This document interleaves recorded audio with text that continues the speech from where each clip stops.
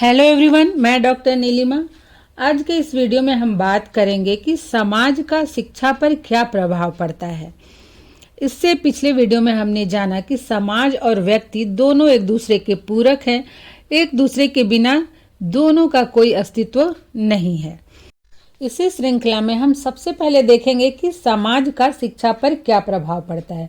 इसके बाद next video में मैं बात करूंगी कि शिक्षा का समाज पर क्या प्रभाव पड़ता है, क्योंकि इस टॉपिक से भी रिलेटेड क्वेश्चन आए हैं, इसलिए मैंने सोचा कि ये टॉपिक भी कवर कर ही लेती हूँ। तो आइए शुरुआत करते हैं। नंबर 1 है समाज के स्वरूप का प्रभाव, अर्थात जैसा समाज होता है वैसी ही शिक्षा होती है। तो समाज की प्रकृति शिक्षा को अत्यंत ही प्रभावित करती है। समाज का जैसा स्वरूप होगा वैसा ही स्वरूप शिक्षा का भी होगा।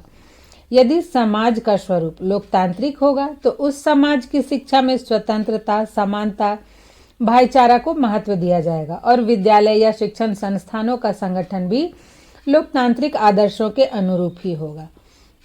लेकिन यदि समाज तानाशाही होगा तो वहां की शिक्षा में अनुशासन और आज्ञा पालन की शिक्षा पर विशेष बल दिया जाएगा और शिक्षा संस्थाओं का संगठन एवं संचालन भी आधिकारिक ढंग से ही किया जाएगा।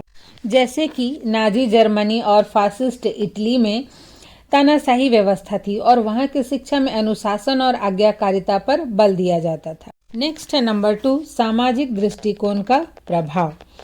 तो समाज का दृष्टिकोण भी शिक्षा को प्रभावित करता है। जैसे कि यदि समाज का दृष्टिकोण रूढ़िवादी होगा तो विद्यालय में शिक्षा का स्वरूप भी परंपरागत होगा, और यदि समाज का दृष्टिकोण वैज्ञानिक एवं प्रगतिवादी होगा, प्रगतिशील होगा, तो विद्यालय का कार्य भी बालकों के विचारों को वैज्ञानिक, प्रगतिशील एवं तार्किक बनाना होगा। पाठ्यक्रम में भी वैज्ञानिक दृष्टिकोण का विकास करना एक महत्वपूर्ण उद्देश्य शामिल किया जाएगा। जैसा कि हम आज देखते हैं, हमारा जो देश है वो प्रगतिशील देश है, तो वहाँ पर शिक्षा के माध्यम से छात्रों में वैज्ञानिक दृष्टिकोण विकसित करने का प्रयास किया जाता है और देश को तार्किक बनाने के लिए छात्रों का मानसिक तार्किक शक्ति का विकास, बौद्धिक विकास करने पर अत्यधिक जोर दिया जाता है। थर्ड है सामाजिक आदर्श, मूल्य और आवश्यकताओं का प्रभाव। तो समाज के आदर्श, मूल्य और आवश्यकताएं भी शिक्षा को प्रभावित करती हैं। उन आवश्यकताओं के अनुरूप ही, आदर्श एवं मूल्यों के अनुरूप ही शिक्षा की व्यवस्था की जाती है। समाज के अनुसार ही शिक्षा के उद्देश्य निर्धारित किए जाते हैं, वैसे ही पाठ्यक्रम का निर्माण किया जाता है, शिक्षण विधियां प्रयोग में लाई जाती हैं और शिक्षक को भी वही कार्य करने होते हैं। जैसे कि लोकतांत्रिक समाज में प्रत्येक व्यक्ति में लोकतांत्रिक मूल्यों का विकास करना, नेतृत्व के गुणों का विकास करना, आर्थिक कुशलता का विकास करना और वैज्ञानिक दृष्टिकोण का विकास करने पर बल दिया जाता है और इनके अनुसार ही, अर्थात इन आवश्यकताओं की पूर्ति के अनुसार ही विषयों, क्रियाओं और विधियों को स्थान दिया जाता है। नेक्स्ट है नंबर 4, सामाजिक परिवर्तनों का प्रभाव। हम सभी जानते हैं कि कोई भी समाज एक जैसा नहीं होता है, समाज गतिशील होता है और समय के अनुसार उसमें परिवर्तन भी होते रहते हैं। जैसे कि प्राचीन कालीन, मध्यकालीन और आधुनिक समाज में शिक्षा के स्वरूप में पर्याप्त भिन्नता है। आज से कुछ समय पूर्व प्रचलित बाल विवाह, छुआछूत, सामाजिक कुरीतियां अब समाप्त हो गई है। अब लोग तार्किक दृष्टि से भी सोचने लगे हैं, वैज्ञानिक दृष्टि से भी सोचने लगे हैं, जिससे समाज में जो भेदभाव है वो बहुत ही कम हुआ है। तो इस प्रकार से जो सामाजिक परिवर्तन होते हैं वो शिक्षा को प्रभावित करते हैं और इन परिवर्तनों के अनुसार ही शिक्षा की व्यवस्था भी की जाती है। नेक्स्ट है नंबर 5, समाज की राजनीतिक दशाओं का प्रभाव, अर्थात राज्य की या किसी समाज की राजनीतिक व्यवस्था या प्रशासन का स्वरूप भी शिक्षा व्यवस्था को प्रभावित करता है। समाज में जैसी राजनीतिक विचारधारा होती है वहाँ के शिक्षा की व्यवस्था भी उसी के अनुकूल हो जाती है। जैसे कि हमारे देश में ही आप देख ले कि जब यहाँ पर अंग्रेजों का शासन था तब अंग्रेजी सरकार सब व्यक्तियों को शिक्षा देने के पक्ष में नहीं थी, क्योंकि उनका उद्देश्य राज्य के संचालन में सहयोग देने के लिए थोड़े से भारतीय व्यक्तियों को शिक्षा प्रदान करना था। इसलिए उन्होंने निस्यंदन का सिद्धांत दिया। वहीं जब हमारा देश स्वतंत्र हुआ और यहाँ पर लोकतांत्रिक शासन व्यवस्था की स्थापना हुई तब उसे सफल बनाने के लिए देश के सभी व्यक्तियों को शिक्षा प्रदान करना आवश्यक समझा गया और उसी के अनुसार शिक्षा की व्यवस्था की गई। सबको शिक्षा प्राप्त करने की सुविधाएं दी जा रही हैं। नेक्स्ट है नंबर 6, समाज की आर्थिक दशाओं का प्रभाव। अर्थात समाज की जैसी आर्थिक दशा होती है वैसी ही शिक्षा की व्यवस्था भी होती है। जिन समाजों की आर्थिक दशा उन्नत होती है वहां पर शिक्षा पर अधिक ध्यान दिया जाता है। अधिक से अधिक विद्यालय खोले जाते हैं और विद्यालय जो है वे सारे संसाधनों से परिपूर्ण होते हैं। कहने का तात्पर्य है कि विद्यालय में फर्नीचर, प्रयोगशाला, पुस्तकालय, शिक्षण सामग्री, खेल के मैदान और भवन के अंदर प्रकाश, रोशनी, बैठने की उचित व्यवस्था होती है। वहीं पर जहां जिस देश की आर्थिक दशा उन्नत नहीं होती है तो वहां पर विद्यालय भी कम खुलते हैं। विद्यालय में चाहे भौतिक संसाधन हो या मानव संसाधन हो, उनकी भी पर्याप्त व्यवस्था नहीं होती है। तो जैसा कि हमारा जो भारत है वो प्रगतिशील देश है, तो यहाँ पर पाठ्यक्रम में उन्हीं विषयों को सम्मिलित किया जाता है जिससे समाज आर्थिक दृष्टि से उन्नत बने, तथा समय समय पर पाठ्यक्रम में परिवर्तन भी किए जाते हैं, नए विषयों को शामिल भी किया जाता है। और समाज को उन्नत बनाने की दृष्टि से वैज्ञानिक शिक्षा, व्यावसायिक शिक्षा, प्राविधिक शिक्षा, कृषि शिक्षा, महिला शिक्षा इत्यादि की व्यवस्था की गई है। तो इस प्रकार से समाज की जैसी आर्थिक दशा होती है उसी के अनुसार वहाँ की शिक्षा की व्यवस्था भी होती है। शिक्षा इससे अत्यंत ही प्रभावित होता है।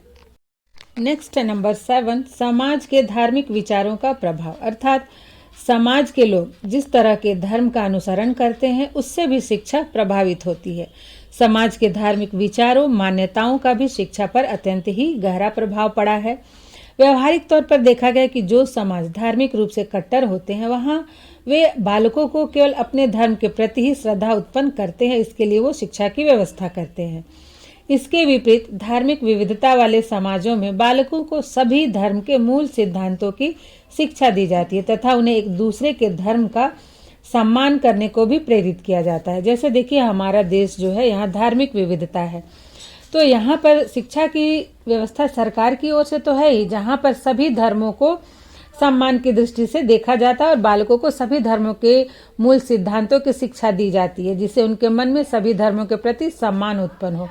वहीं विभिन्न धार्मिक संस्थाओं द्वारा, समाजों द्वारा भी अपने अपने विद्यालय स्थापित किए गए हैं जहाँ पर वे शिक्षा के द्वारा बालकों में अपने धर्म की शिक्षा देते हैं और धर्म के प्रति सम्मान जगाने का प्रयास करते हैं, धार्मिक रीति रिवाजों, परंपराओं का ज्ञान देते हैं।